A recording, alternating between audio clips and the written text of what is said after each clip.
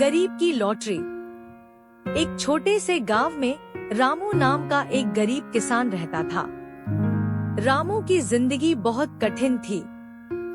उसका एक छोटा सा खेत था, लेकिन उसमें इतना अनाज नहीं होता था कि वह अपने परिवार का पेट भर सके। पत्नी सीता और दो छोटे बच्चे गुड्डी और मुन्ना, बस यही उसका संसार था।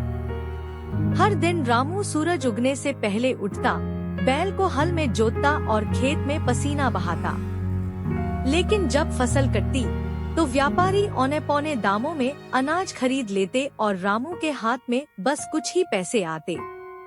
गरीबी जैसे उसकी किस्मत में लिखी थी। एक दिन गांव में हाट लगा। हाट में एक आदमी आया जो लॉटरी के टिकट बेच रहा था। वह जोर जोर से चिल्ला रहा था, एक टिकट सिर्फ 10 रुपए, किस्मत पलटने का मौका, करोड़पति बनने का सुनहरा अवसर। रामू के पास सिर्फ 15 रुपए थे। वह हिचकिचाया, ये बेवकूफी है रामू, तू मेहनत पर भरोसा कर। पर एक पल को उसने अपने बच्चों की भूख, पत्नी की फटी साड़ी और टूटी झोंपड़ी की ओर देखा और 10 रुपए का एक लॉटरी टिकट खरीद लिया। घर आकर सीता ने डांटा, 10 रुपए यूं ही उड़ा दिए। बच्चों के दूध के पैसे थे वो। रामू चुप रहा। वो जानता था शायद किस्मत मुस्कुरा जाए। 3 दिन बाद रेडियो पर लॉटरी का परिणाम सुनाया गया। रामू को विश्वास नहीं हुआ। उसका नंबर निकला था। 5 करोड़ रुपए की लॉटरी जीत गई थी। रामू कुछ देर तक अवाक बैठा रहा। फिर दौड़ता हुआ पटवारी के पास गया। कागज दिखाए, सब प्रमाणित करवाया। खबर गांव में आग की तरह फैल गई। अब रामू गरीब नहीं रहा। उसने सबसे पहले गांव के मंदिर में पूजा करवाई, फिर अपने पुराने कर्ज चुकाए।